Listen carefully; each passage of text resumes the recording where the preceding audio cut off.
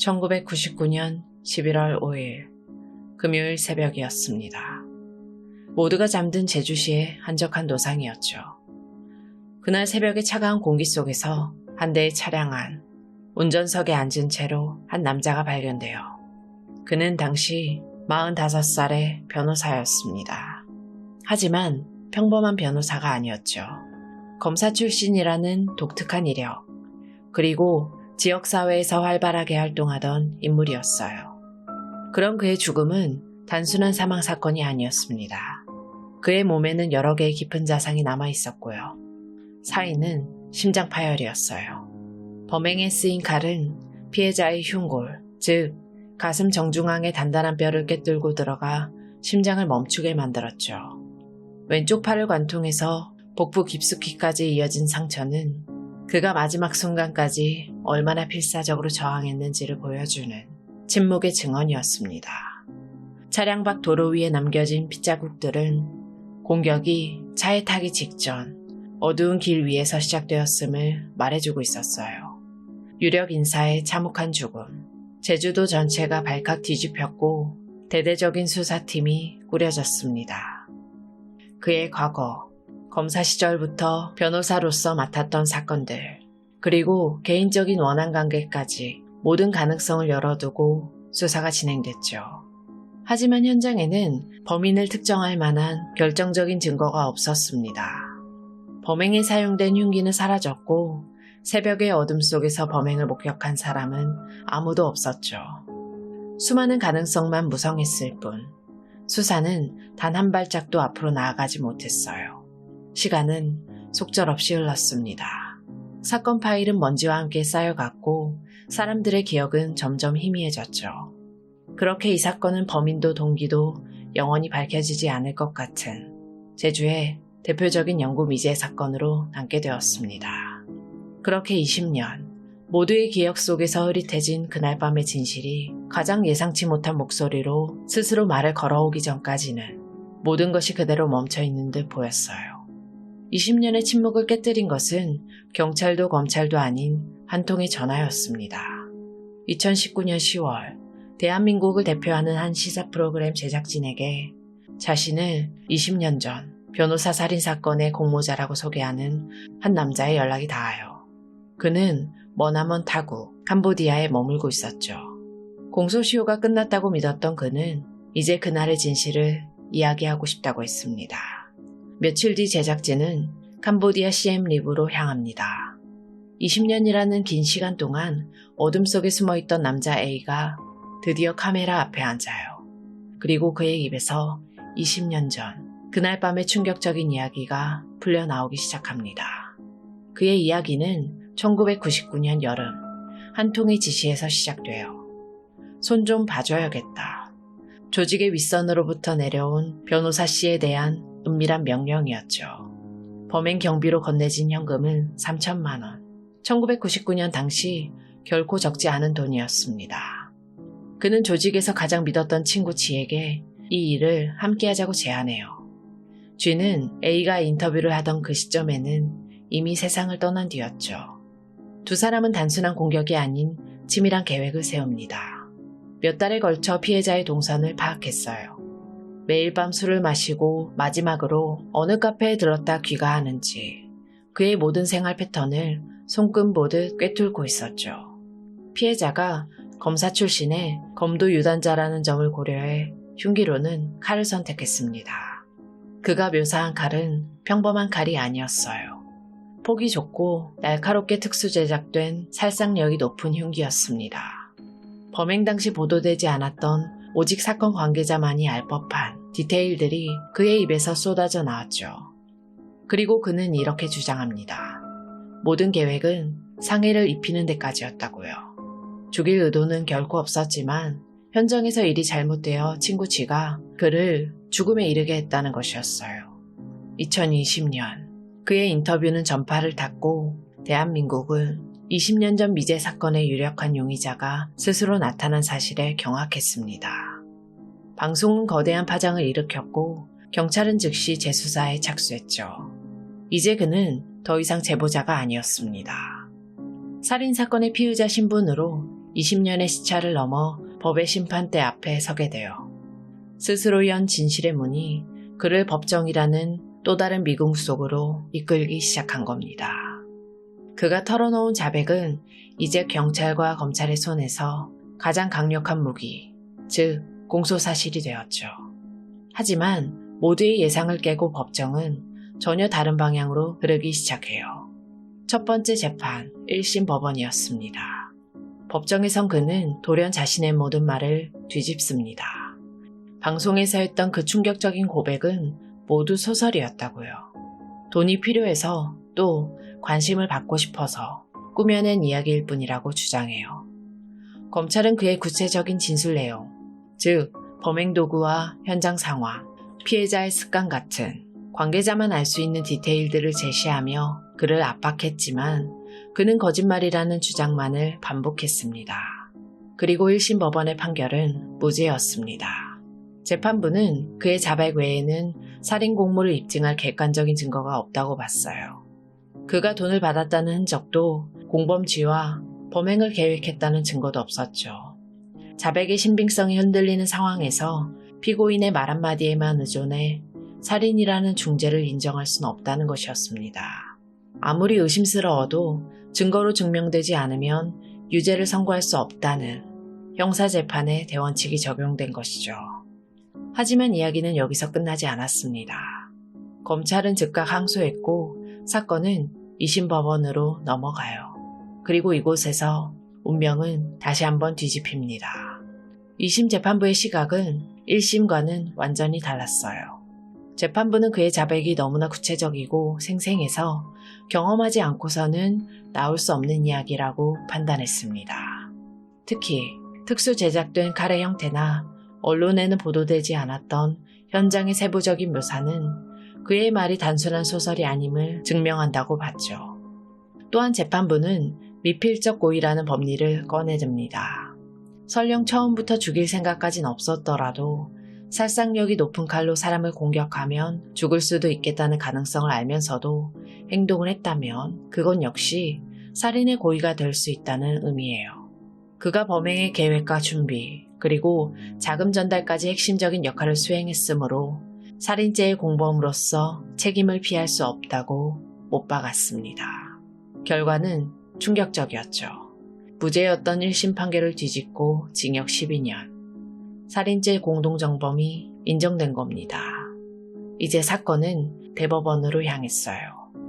모든 사실관계의 판단이 끝난 뒤 법리적인 부분만을 다시 따지는 마지막 심판대죠. 대법원은 감정이나 정황이 아닌 차가운 논리와 기록에 근거해서 2심의 유죄 판결을 검토하기 시작해요. 그리고 대법원은 2심 법원이 신뢰할 수 있다고 판단했던 그의 자백에서 치명적인 균열을 발견합니다. 첫 번째 균열, 범행을 지시했다는 조직 두목. 대법원이 기록을 확인해보니 그는 남자가 지목한 범행 모의 시점에 교도소에 수감 중이었습니다. 물리적으로는 불가능한 이야기였죠. 두 번째 균열, 범행 후 4, 5년간 도피했다던 친구 지. 기록상 그는 불과 2년 뒤 바로 그 제주에서 다른 범죄를 저지른 것으로 확인됐어요.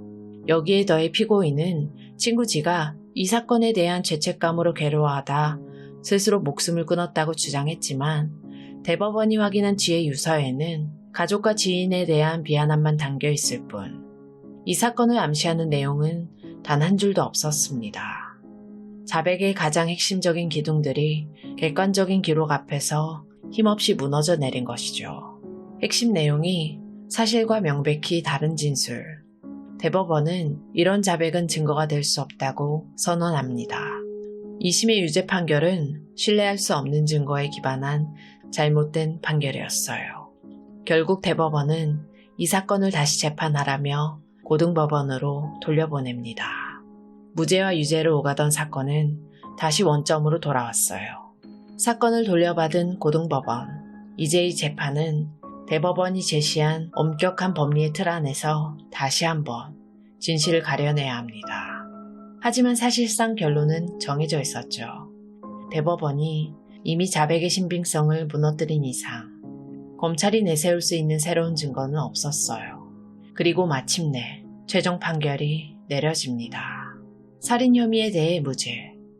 20년 전의 진실을 밝혀줄 유일한 단서였던 그의 자백은 스스로의 모순에 부딪혀 증거 능력을 잃었습니다. 남은 것은 의심뿐. 그 의심만으로는 유죄를 선고할 수 없다는 것이 법의 최종 결론이었죠. 이렇게 20년간 대한민국을 떠들썩하게 했던 변호사 살인 사건은 법적으로 다시 한번 미제로 돌아가게 됩니다. 그는 살인범이 아니라는 최종 판결을 받았습니다. 하지만 그는 결국 교도소로 향했어요. 왜일까요? 그가 처벌을 받은 죄는 살인이 아니었습니다. 바로 협박죄였죠.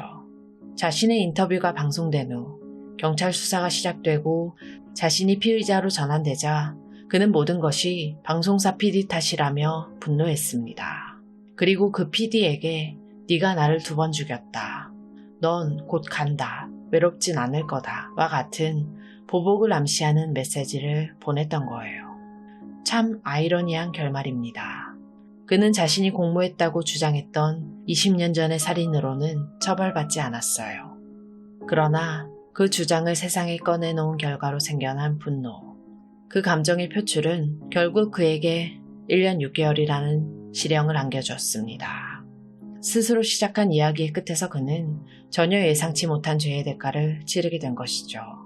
이제 모든 법적 절차는 끝났습니다. 한 남자의 목소리로 시작된 20년 만의 재수사는 살인 혐의에 대한 최종 무죄 판결로 막을 내렸어요.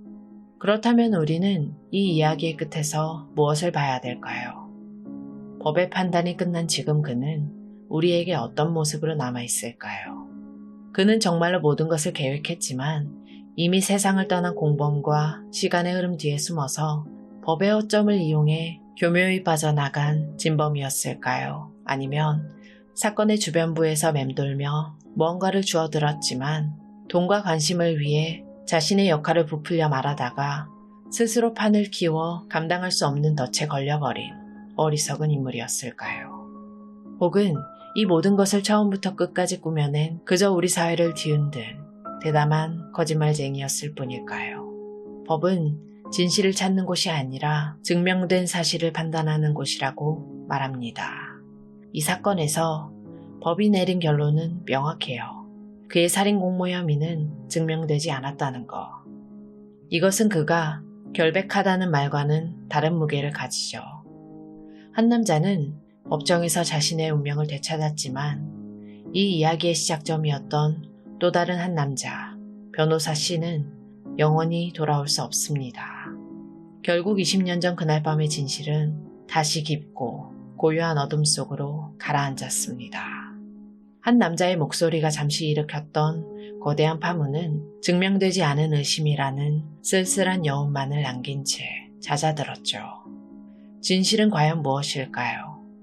어쩌면 그 답은 1999년 제주의 그날 고요한 밤만이 알고 있을 겁니다. 안타깝게 희생당한 피해자분의 명복을 빌겠습니다. 지금까지 고요한 밤이었습니다. 2010년 4월 19일 새벽 4시 20분경 인천 남구에 위치한 한 모텔 프런트로 전화 한 통이 걸려옵니다. 전화를 건 사람은 30대 남성 김 씨였어요. 그는 침착하지만 긴박한 말투로 이렇게 말했죠. 여자친구가 낙지를 먹다가 숨을 못 쉬어요. 지금 방 안에 있어요. 119 좀 불러주세요. 곧이어 김 씨가 프런트로 내려왔고 모텔 직원은 상황을 확인하기 위해 김 씨와 함께 702호로 올라갑니다. 객실 문을 열었을 때 22살의 윤 씨는 반듯하게 누워 있었어요. 얼굴은 평온했고 호흡은 없었습니다. 주변에는 낙지와 소주병, 일회용 식기, 그리고 수건이 보였습니다. 술을 마신 흔적은 있었지만 그 흔적이 어지럽거나 무질서하진 않았죠.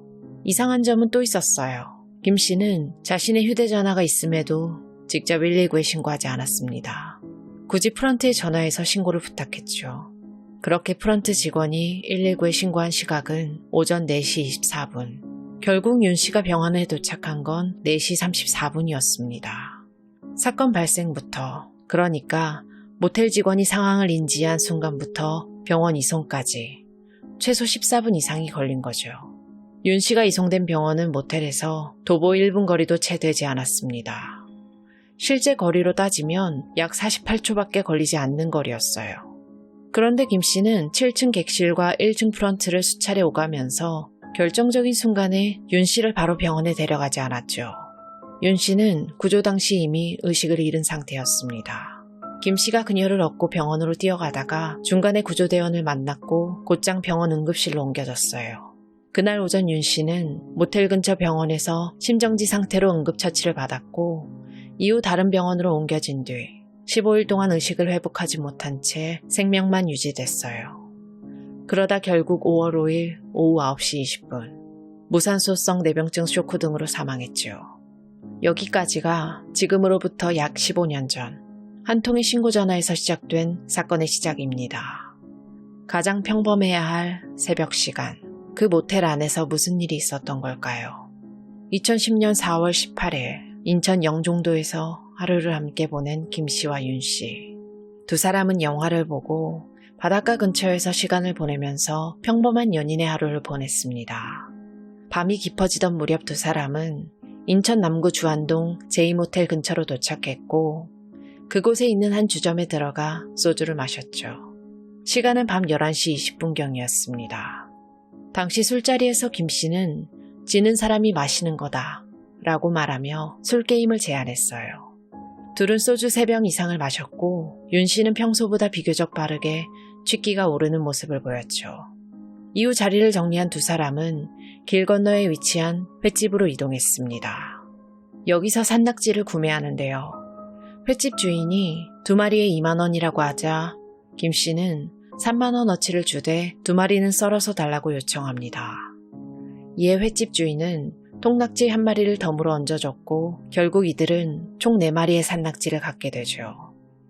썰어진 낙지 2마리는 일회용 용기에, 통낙지 2마리는 해수가 담긴 비닐봉지에 각각 포장되었습니다. 이후 인근 편의점에서 소주 1병, 맥주 1병을 추가로 구입한 뒤 모텔로 이동했어요. 그때가 대략 새벽 3시쯤. 김 씨와 윤 씨는 제2모텔 702호실에 입실을 합니다. 하루의 끝 두 사람의 동선은 평범해 보였고 술 기운이 감돌던 그 방 안에는 곧 상상하지 못할 일이 벌어지게 되죠. 새벽 4시 20분 김 씨는 다급하게 프런트로 전화를 겁니다. 여자친구가 낙지를 먹다가 숨을 못 쉬어요. 119 좀 불러주세요. 모텔 직원은 4시 24분경 즉시 119에 신고하고 객실로 올라가려고 했죠. 그런데 김 씨는 벌써 맨발로 계단을 뛰어내려와 프런트 앞에서 기다리고 있었어요. 그렇게 두 사람이 다시 올라가 객실 문을 열자 윤 씨는 침대에 반듯하게 누워 있었습니다. 뭔가 평온한 상태로 보여졌고 얼굴이나 몸에는 격렬한 저항 흔적이나 외상이 없었죠. 객실 내부는 상당히 정돈된 상태였습니다. 특히 윤 씨가 누워있던 침대 근처에는 큰 수건 한 장과 통낙지 1마리가 바닥에 떨어져 있었고 약 2m 떨어진 객실 안쪽엔 술잔, 썰어진 낙지가 들어있는 일회용 용기, 통낙지 1마리가 담긴 검은 비닐봉지, 그리고 작은 수건이 가지런히 놓여 있었어요. 젓가락은 2벌, 서로 다른 방향으로 놓여 있었고요. 술병이나 음식 용기에도 특별한 흐트러짐은 없었습니다. 술은 거의 손대지 않은 듯한 느낌이었죠. 이때 김 씨는 낙지가 목에 걸려서 손가락으로 꺼냈다고 설명했지만 목격자는 없었어요. 물론 김 씨가 구조 시도 중 낙지를 꺼낸 행위가 누군가에게 목격됐어야 한다는 법은 없습니다. 하지만 수사기관은 그가 낙지를 꺼냈다면 주변에 뱉은 흔적이나 입 주위 이물질, 손에 묻은 낙지 성분 등이 있어야 하는데 그 어떤 흔적도 발견되지 않았다는 점에 주목했죠. 즉 김 씨의 진술이 다른 사람이 못 봤다는 수준을 넘어서 현장 정황과도 일치하지 않는다는 판단이 나온 겁니다. 윤 씨는 119에 의해 병원 응급실로 이송됐어요. 호흡과 맥박이 없는 상태였지만 응급조치로 다행히 심장박동이 회복됐죠. 다만 뇌 손상이 심각하다는 진단이 내려졌고 뇌 전문 치료가 가능한 가천대 길병원으로 다시 옮겨졌습니다. 이송 후 윤 씨는 여전히 의식을 회복하지 못했고 16일 뒤인 5월 5일 오후 9시쯤 무산소성 뇌병증과 시민성 쇼크에 의한 다발성 장기부전으로 사망했어요. 당시 법의학 감정 결과 윤 씨는 심각한 치아 우식증을 앓고 있었고 어금니 다수는 마모되어 있었죠. 법의학자들은 이렇게 치아 상태가 좋지 않은 경우 질기고 미끄러운 통낙지를 씻거나 삼키는 게 매우 어렵다는 의견을 냅니다. 치아가 튼튼한 사람도 통낙지를 먹는다는 건 쉽지 않죠. 김 씨는 같이 술을 마시며 썰어진 낙지를 먹었고 윤 씨가 직접 통낙지도 집어먹었다 라고 주장했지만 수사기관은 낙지가 단순히 기도에 걸린 사고인지 아니면 누가 의도적으로 입에 넣었는지를 두고 본격적인 판단에 들어갑니다. 방 안에는 낙지 4마리 중 2마리가 남아있었고 김 씨는 그중 1마리는 먹지 못하고 바닥에 떨어졌다고 설명했어요.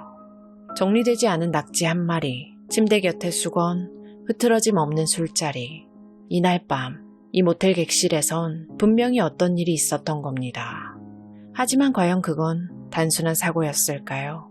수사기관은 윤 씨가 사망에 이르기까지의 경위뿐 아니라 김 씨가 평소 윤 씨와 나눈 대화, 그의 주변 환경, 그리고 무엇보다 왜 모텔에 있었는지까지 들여다보기 시작했어요. 그리고 뜻밖의 단서가 발견됩니다. 윤 씨 명의의 보험. 가입 시점은 사건 발생 불과 2개월 전이었죠. 그 수익자는 김 씨였습니다. 사건 발생 2달 전 2010년 3월 25일. 윤 씨는 김 씨 고모의 권유로 보험에 가입합니다. 보험 모집 자격이 없던 고모는 보험 설계사와 연계해 서류를 주고받았고 수수료를 지급받는 구조로 보험을 권유했어요. 보험의 수익자는 처음 법정 상속인이었지만 약 2주 뒤인 4월 초 김 씨로 바뀝니다. 보험 보장 구성은 이렇습니다. 총 월 보험료는 약 13만 원. 이 중 상해 사망 후 유장의 보장금액 2억 원과 질병 사망 2억 원, 질병 입원 일당, 암 진단비 등 질병 위주 구성이 줄을 이뤘어요. 사고 발생 이후 김 씨는 이 보험 내용이나 보장 금액을 상세히 몰랐다고 진술했죠. 문제는 김 씨의 재정 상태였습니다. 2008년엔 강도 예비죄로 징역 6개월을 선고받았고 2010년 1월부터는 신용불량자에 등록돼 있었어요. 정기적인 직업은 없었고 또 다른 연인이던 A씨와 B씨에게 대출을 알선받아 생활했죠. 그런데 그 와중에도 B씨 명의로 차량을 구입해 사용한 정황이 드러납니다. 게다가 사건 발생 이후 이틀 뒤인 4월 21일 김씨는 신한은행에 본인 명의의 계좌를 개설했고 5월 13일 산낙지로 인한 질식이라는 사유로 보험사에 보험금 청구서를 팩스로 발송했죠. 청구서상에는 정확한 사고 경위를 설명했고 병원 측이 발행한 사망진단서에는 무산소성 뇌병증이라는 명시가 있었어요. 그렇게 7월 23일 보험금 2억 51만 원이 김씨 명의의 계좌로 입금됩니다. 보험금을 수령한 후 김씨는 채무를 변제하고 전세금을 지급하는 한편 연인관계이던 A와 B에게 별다른 이유 없이 돈을 주거나 친형에게 차를 사주기도 했죠. 게다가 약혼녀라는 B씨와 그녀의 가족들과 함께 괌으로 여행을 다녀오기도 합니다. 5개월이 흐른 뒤에는 차도 바꿨어요. 이 무렵 윤씨 가족들은 보험 증권이 도착하면서 김씨가 수익자라는 사실을 뒤늦게 알게 됩니다. 김씨는 이 사실을 숨기기 위해 보험이 실효됐다, 수익자를 가족으로 바꿔놨다는 취지의 거짓 해명을 했고 그 뒤 가족들과 연락을 끊었죠. 결국 2010년 6월 중순 윤씨 유족들은 이 모든 상황이 납득되지 않는다며 경찰에 재수사를 요청합니다. 그로부터 약 4개월 후 사건은 다시 수면 위로 떠올랐어요. 당시 경찰은 윤 씨의 죽음을 산낙지로 인한 질식사 사고로 판단하고 내사 종결했던 상황이었습니다. 하지만 보험금 2억 원 수익자 변경, 김 씨의 재정 상태 같은 정황들이 확인되면서 단순 질식사에서 형사사건으로 전환하게 되죠. 그러나 수사는 만만치 않았습니다. 사고 직후 유족은 갑작스러운 죽음을 사고로 받아들이고 부검 없이 화장 절차를 밟았거든요. 윤 씨의 유골은 이미 사라졌고 법의학적 사망 원인을 규명할 수단이 전혀 없었죠. 현장 감식도 철저하지 못했고 법적으로 결정적인 증거라 할 만한 물리적 단서도 거의 없던 상태였습니다. 이후 사건은 검찰로 넘어갔고 2012년 4월 인천지방검찰청은 김 씨를 살인 및 사기 혐의로 공식 기소합니다. 검찰은 공소장에서 이렇게 주장했죠. 김 씨가 윤 씨를 고의로 살해하고 이를 우발적인 질식사고로 위장한 뒤 보험금 2억 원을 타냈다. 살인 혐의와 함께 보험회사를 기망해 거액의 보험금을 수령한 행위를 사기 혐의로 본 겁니다. 그렇다면 왜 이렇게 수사가 오래 걸렸을까요? 사건 발생은 2010년 4월, 재수사 요청은 6월, 그리고 기소는 2012년 4월이었습니다. 2년에 가까운 공백은 결정적인 증거 없이 간접 정황만으로 사건을 구성해야 했기 때문이었어요. 또 하나, 왜 처음부터 의심받지 않았느냐는 질문도 할 수 있을 겁니다. 사망 직후 병원과 경찰 모두 산낙지에 의한 기도폐쇄 가능성에만 초점을 맞췄고 유족 역시 이를 믿고 부검 없이 장례 절차를 진행하면서 실질적인 수사의 기회는 빠르게 사라졌던 겁니다. 하지만 결국 김 씨는 법정에 서게 됐어요. 살인과 사기 두 가지 중대한 혐의. 2012년 10월 11일 무려 6개월간 심리한 끝에 결정한 판결은 김 씨에게 무기징역이었습니다. 판결문에는 이 결정을 내린 이유가 명백히 쓰여 있었죠. 첫 번째 근거는 사망 원인 판정입니다. 법원은 윤 씨의 사망을 비구폐색 질식사로 판단했고 이는 김 씨가 피해자의 입과 코를 덮어 호흡을 막았다는 뜻이었어요. 평온한 자세로 누워있던 그녀는 사건 당시 저항이 어려운 상태였다고 판단한 거죠. 증언도 판결의 축을 이었습니다. 당시 모텔 직원은 객실에 들어와 입에서 낙지를 꺼내는 장면을 본 적이 없다고 증언했습니다. 그리고 객실 내부의 피해자 주변에는 낙지 한 마리가 든 비닐봉지, 잘린 낙지 조각이 담긴 컵, 큰 수건과 작은 수건이 떨어져 있었는데요. 술자리도 거의 흐트러지지 않은 그 공간이 낙지질식이라는 설명과는 어울리지 않는다고 판단한 거죠. 추가로 법원은 술에 만취했음에도 피해자가 본능적으로 발버둥치며 저항을 했어야 하는데 그 흔적이 전혀 없었다는 점을 강조합니다. 다음으로 집중한 건 바로 김 씨의 행동 패턴입니다. 호흡 정지 직후 김 씨는 스스로 신고하는 게 아닌 모텔 직원에게 119 신고를 부탁했죠. 이런 행동이 목격자 만들기와 시간 벌기 전략이 아니냐는 의구심을 불러일으켰습니다. 또 눈여겨본 건 보험금 신청 과정입니다. 사고 발생 이틀 만인 4월 21일 김 씨가 자신의 이름으로 바로 신한은행 계좌를 개설한 건데요. 그리고 4월 29일 그 계좌로 보험금 13만 원을 송금했죠. 결과적으로 2010년 5월 13일 보험금을 청구했고 7월 23일 계좌로 2억 51만 원이 입금된 겁니다. 1심은 이를 두고 사고 직전 치밀하게 준비하고 계획한 재산적 탐욕 범행이라며 김 씨가 피해자의 애정과 신뢰를 이용한 계획 범죄라고 규정했어요.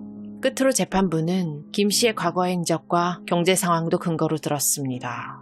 신용불량 상태에서 고가의 수입차를 구입했던 것, 주변인에게서 수차례 채무 독촉을 받던 상황, 범행 이후 받은 보험금을 곧바로 집 전세 대금 채무를 갚았고 지인 간 선물 지급 등으로 빠르게 소비한 정황, 게다가 윤 씨 외에 다른 여성들과 교제까지 이어졌던 행동들, 이 모든 것이 재산적 목적에 기반한 살인 동기와 치밀한 계획성이 증거라고 봤던 겁니다. 그렇게 1심은 김 씨에게 무기징역을 선고했어요. 그리고 2013년 4월 5일 2심 재판이 열렸습니다. 결과는 충격적이었죠. 살인 보험 사기 혐의에 대해 무죄를 선고한 겁니다. 이유는 명확했습니다. 증거 불충분, 대신 조작하지 않은 다른 범죄, 즉 중고차 절도 및 권리행사 방해는 유죄로 결론 내렸고 그 혐의에 대해서만 징역 1년 6개월을 선고했어요. 2심 법원은 1심 분석을 다시 들여다봤습니다. 핵심은 낙지로 인한 질식 가능성이었죠. 1심이 김 씨가 코와 입을 막아 질식사시켰다고 봤지만 2심은 현장에 젓가락 2벌이 있었고 술잔 옆에 잘려진 낙지 조각도 있었다. 그리고 법의학자도 낙지를 손가락으로 빼내는 것이 절대로 불가능한 건 아니라고 했어요. 즉, 낙지가 목구멍을 막았을 가능성을 완전히 배제하지 못했다는 거죠.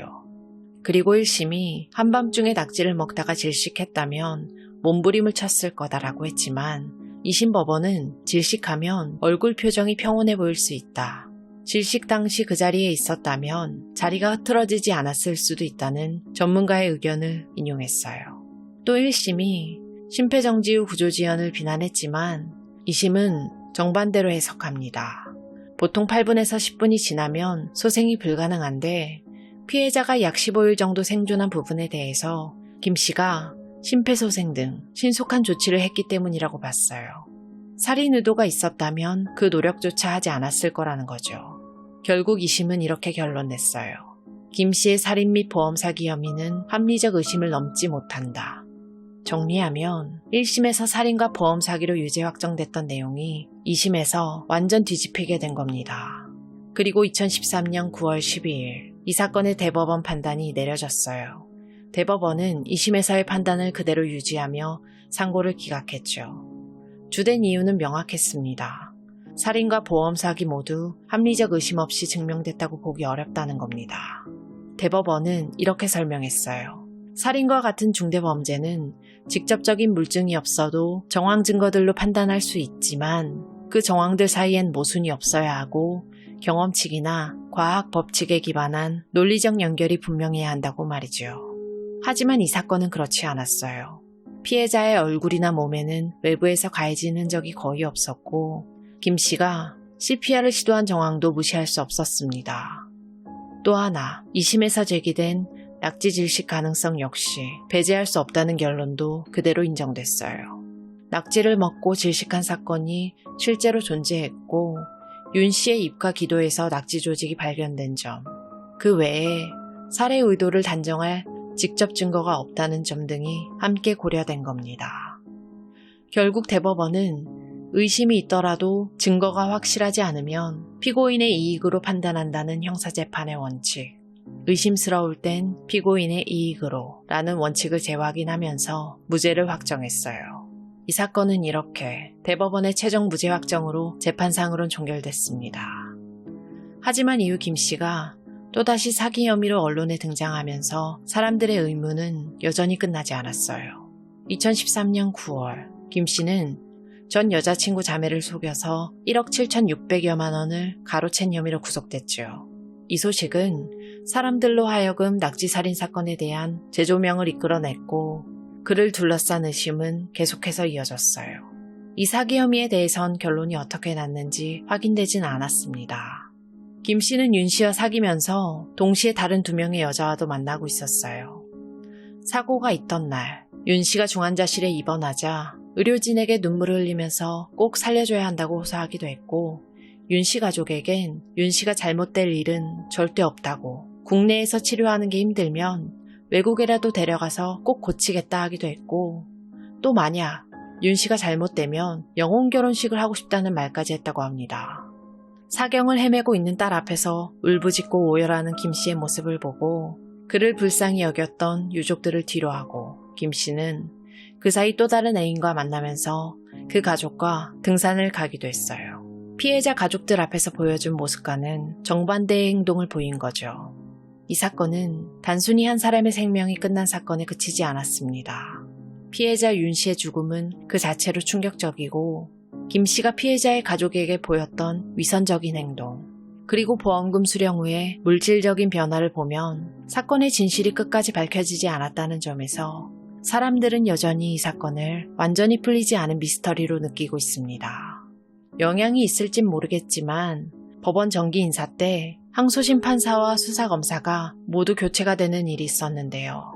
부장판사가 교체된 이후에 첫 공판에서는 피의자 측의 설명을 듣는 정도로 끝났고 2차 공판 때는 판사님이 우리의 이름도 2차례나 헷갈리는 등 사건을 잘 모르시는 것 같아서 편지지 6장 분량에 직접 손글씨로 탄원서를 냈다라며 윤 씨의 어머니가 직접 탄원서를 제출하기도 했습니다. 결론적으로는 무죄 판결이 났죠. 이렇게 법의 판결은 끝났지만 이 사건이 남긴 질문들은 결코 쉽게 해결될 수 없습니다. 오늘 말씀드린 사건의 피해자는 당시 22살의 고 윤혜원 씨였습니다. 혜원 씨는 간호사가 되고 싶어 했어요. 그 꿈을 이루기 위해 낮에는 간호학원에 다녔고 밤에는 편의점에서 3-4시간 정도 아르바이트를 하면서 생활비를 벌었죠. 그러다 친한 친구의 남자친구가 자신의 동생을 소개해줬고 그 동생이 김 씨였습니다. 혜원 씨와 김 씨는 사고가 나기 전까지 약 1년 2개월 정도 교제했다고 해요. 그 사이 헤어졌다 만났다를 반복했지만 김 씨가 잘해주겠다는 말을 믿고 다시 만났다가 결국 세상을 떠나게 됐습니다. 안타깝게 희생당한 피해자분의 명복을 빌겠습니다. 다음 이야기도 고요한 밤에서 조용히 이어가겠습니다. 지금까지 고요한 밤이었습니다.